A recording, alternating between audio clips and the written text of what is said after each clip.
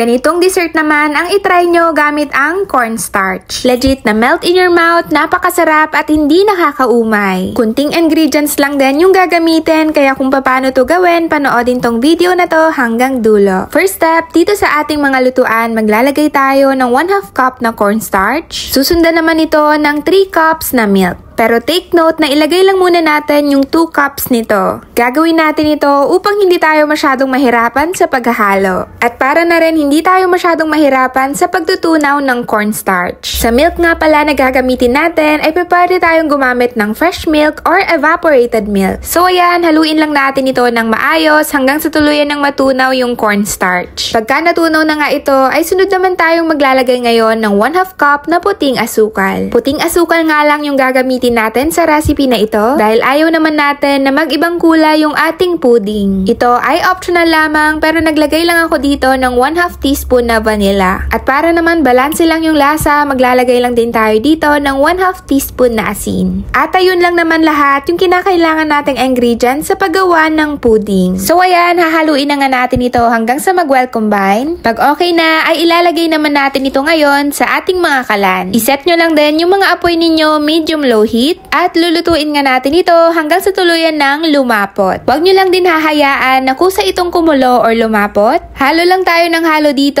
upang maiwasan na masunog. Saglit lang naman lutuin itong ating pudding, kaya kapag lumapot na, patayin ang apoy at itatransfer na agad natin ito sa ating mga lalagyan. Take note lang na dapat mainit pa yung mixture kapag itatransfer natin or isasalin. Ayan, at iayos nga lang natin para naman maganda yung texture ng ating pudding. Iset aside muna natin ito at hayaang lumamig dahil sunod naman tayong gagawa ng toppings. Dito ay gagamit tayo ng 1 pack na 250 ml na all-purpose cream. Ilagay ito sa ating mga lutuan at lulutuin natin ito hanggang sa mag-start ng kumulo. Pagka nag-start na nga itong kumulo, patayin na agad ang mga apoy. At dito nga ay maglalagay naman tayo ngayon ng 1 cup na dark chocolate. Para nga hindi kayo mahirapan sa paghahanap ng ganitong tsokolate, nabili ko ito sa supermarket at yung brand naman nito ay Goya. Pero any brand naman ay pwedeng gamitin. Pero mas better nga kung gumamit lang din kayo ng dark chocolate. So okay na nga yung ating toppings. Ang next step ay ilalagay na natin ito sa ibabaw ng ating pudding. Pero bago nga natin ilagay yung toppings, dapat ay nag-set na talaga yung ating pudding or lumamig na. Ayan, at pagkalagay nga ng toppings, palamigin lang saglit at pwede